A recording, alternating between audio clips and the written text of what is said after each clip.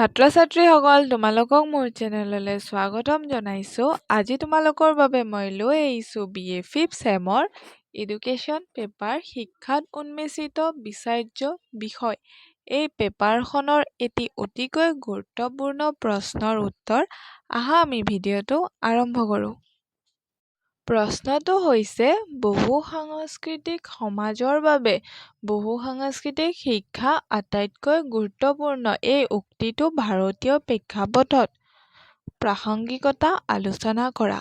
উত্তৰটি হ'ল বহুসাংস্কৃতিকবাদ এখন দেশৰ সাংস্কৃতিক বিচিত্ৰতাক বা বিভিন্ন সাংস্কৃতিক আৰু উপ-সাংস্কৃতিৰ উপস্থিতিৰ কথাকে বুজায়, য'ত প্ৰতিটো সাংস্কৃতিক গোটক সুৰক্ষা প্ৰদান কৰাত জড়িত হৈ থাকে। অৰ্থাৎ প্ৰতিটো সাংস্কৃতিক স্বকীয়তা অক্ষুণ্ণ ৰখাৰ লগতে আন সংস্কৃতিৰ প্ৰতি সহনশীল হোৱা আৰু সন্মানসূচক মনোভাৱ পোষণ কৰাই হ'ল বহুসাংস্কৃতিবাদৰ মূলমন্ত্ৰ। 2001 চনৰ ইউনেস্কোৰ প্ৰতিবেদনে universal declaration of cultural diversity মতে ১ অনুচ্ছেদত উল্লেখ কৰে যে সাংস্কৃতিৰ বিচিত্ৰতা হ'ল মনুষ্য জাতিৰ বাবে উমৈহতীয়া পৰম্পৰা স্বৰূপ। ইয়াৰ উপৰি ষ্টেণ্ডাৰ্ড ডিক্সনেৰী অৱ ফিলছফি এ প্ৰকাশ কৰা মতে বহুসাংস্কৃতিকবাদ হ'ল সংস্কৃতি আৰু ধৰ্মীয় বিচিত্ৰতাক সুৰক্ষা দিয়াৰ বাবে ভূমিষ্ঠ হোৱা ৰাজনৈতিক চিন্তাধাৰা। এইখিনিতে উল্লেখযোগ্য যে ভাৰতীয় সমাজ জীৱনৰ প্ৰেক্ষাপটত এই বহুসাংস্কৃতিবাদৰ ধাৰণা বিশেষভাৱে প্ৰাসংগিক। স্বামী বিবেকানন্দ সৰ্বধৰ্ম সমভাৱৰ দৰে দাৰ্শনিক চিন্তাৰ মাজেৰে এখন বহুসাংস্কৃতিক ৰাষ্ট্ৰ নিৰ্মাণৰ পোষকতা কৰে, যি ধৰ্মীয় সহিষ্ণুতা আৰু আধুনিকতাৰ ওপৰত প্ৰতিষ্ঠিত হয়। ভাৰতবৰ্ষৰ দৰে এখন গণতান্ত্ৰিক দেশৰ সৰ্বাত্মক উন্নতিৰ বাবে ভাষা, ধৰ্ম, বৰ্ণ, লিংগ, সাংস্কৃতিক সামাজিক পৃষ্ঠভূমি আদিৰ ক্ষেত্ৰত থকা বিচিত্ৰতা অটুট ৰখা খুবেই প্ৰয়োজন। সেয়ে বহুসাংস্কৃতিক শিক্ষা ভাৰতীয় শিক্ষাৰ ক্ষেত্ৰত এক অভিনৱ সংযোগ বুলিব পাৰি। বহুসাংস্কৃতিক শিক্ষাৰ প্ৰয়োজনীয়তা। বৰ্তমান সমাজখন হৈছে এখন বহুধা বিভক্ত সমাজ। জাতি, বৰ্ণ, ধৰ্ম, লিংগ, সাংস্কৃতিক পটভূমি ইত্যাদি বিভিন্ন দৃষ্টিকোণৰ পৰা বৰ্ধিত ভাঙোনমুখী চিন্তাধাৰাৰ প্ৰগতিৰ পথত প্ৰধান হেঙাৰস্বৰূপ।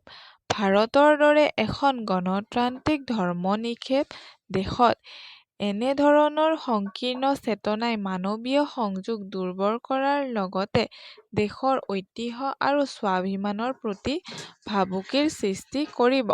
তলত বহুসাংস্কৃতিক শিক্ষাৰ প্ৰয়োজনীয়তা আৰু প্ৰাসংগিকতাৰ মূল দিশবোৰ উল্লেখ কৰা হ'ল। প্ৰথমটো হৈছে গণতান্ত্ৰিক আদৰ্শ। ভাৰতবৰ্ষ হৈছে এখন গণতান্ত্ৰিক দেশ। গণতান্ত্ৰিক দেশ এখনৰ কৃতকাৰ্যতা দেশখনৰ জনগণৰ শিক্ষাৰ ওপৰত বহুলাংশে নিৰ্ভৰ কৰে। কাৰণ শিক্ষিত জনগণে নিজৰ অধিকাৰবোৰ উপভোগ কৰাৰ লগতে নাগৰিকৰ কৰ্তব্যবোৰৰ প্ৰতিও সংবেদনশীল হয়। সেয়েহে জাতি, ধৰ্ম, বৰ্ণ, ভাষা, লিংগ আদি নিৰ্বিশেষে সকলো শৈক্ষিক সুবিধাবোৰ প্ৰদান কৰি দেশৰ গণতান্ত্ৰিক আদৰ্শক বাস্তৱায়িত কৰাৰ বাবে বহুসাংস্কৃতিক শিক্ষা প্ৰয়োজনীয়। কাৰণ সুবিধাৰ সমবিতৰণ হৈছে গণতান্ত্ৰিক সমাজ জীৱনৰ চাৰিত্ৰিক বিশেষত্ব। দ্বিতীয়তে সাংস্কৃতিক সমন্বয়। অনৈক্যৰ মাজত ঐক্যতা হৈছে ভাৰতীয় সভ্যতাৰ বুনিয়াদ স্বৰূপ। ভাৰতবৰ্ষ হৈছে বিভিন্ন সাংস্কৃতিক মানুহৰ এক মিলনভূমি। সেয়েহে মানুহৰ মাজত সাংস্কৃতিক বিনিময়ৰ মাজেৰে সাংস্কৃতিক সমন্বয় ৰক্ষা কৰাৰ বাবে বহুসাংস্কৃতিক শিক্ষা বিশেষভাৱে সহায়কাৰী। তৃতীয়তে হৈছে শক্তিশালী নেতৃত্ব। বহুসাংস্কৃতিক শিক্ষাই ছাত্ৰ-ছাত্ৰীসকলক ভৱিষ্যতে সকলো সম্প্ৰদায়ৰ লোকৰে আশা-আকাংক্ষা প্ৰতিফলিত কৰিব পৰা সবল নেতৃত্ব তৈয়াৰ কৰাৰ অনুশীলন কৰায়। কাৰণ সাংস্কৃতিক শিক্ষাই সদায় সংকীৰ্ণ মানসিকতা আৰু বিভেদকামী চিন্তাৰ পৰিৱৰ্তে সমন্বয়ৰ বাৰ্তাহে প্ৰেৰণ কৰে।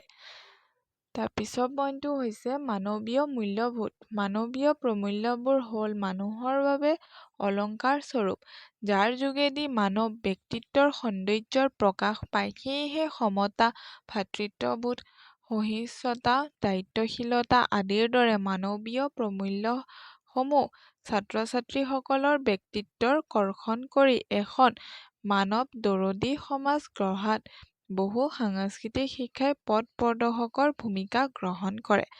তাৰপিছৰ পইণ্টটো হৈছে উলম্ব সামাজিক গতিশীলতা। বহু সাংস্কৃতিক শিক্ষাই সমাজৰ বিভিন্ন অনগ্ৰসৰ শ্ৰেণী যেনে মহিলা, অনুসূচিত জাতি, জনগোষ্ঠী আৰু সংখ্যালঘু সম্প্ৰদায় ইত্যাদি লোকসকলক বিকাশৰ পৰ্যাপ্ত সুবিধাৰো প্ৰদান কৰি তেওঁলোকৰ সামাজিক পৰিস্থিতিৰ উলম্ব গতিশীলতা সম্ভৱ কৰি তোলে। তাৰপিছৰ পইণ্টটো হৈছে সাংস্কৃতিক ঐতিহ্য। বহু সাংস্কৃতিক শিক্ষাই ছাত্ৰ-ছাত্ৰীসকলক ভাৰতীয় সাংস্কৃতিক ঐতিহ্যৰ বিষয়ে জ্ঞান প্ৰদান কৰে। এনেধৰণৰ জ্ঞানে শিক্ষাৰ্থীসকলৰ মাজত দেশৰ সাংস্কৃতিক বিচিত্ৰতাৰ প্ৰতি সচেতনতা বৰ্ধন কৰাৰ লগতে এই সাংস্কৃতিক ধাৰা উত্তৰ প্ৰজন্মলৈকে প্ৰৱাহিত কৰে। সাংস্কৃতিৰ এনে পৰম্পৰাগত ধাৰাৰ লগতে প্ৰয়োজন সাপেক্ষে নতুনত্বৰ সংমিশ্ৰণে সমাজ জীৱনক এক নতুন গতি প্ৰদান কৰে। ধন্যবাদ।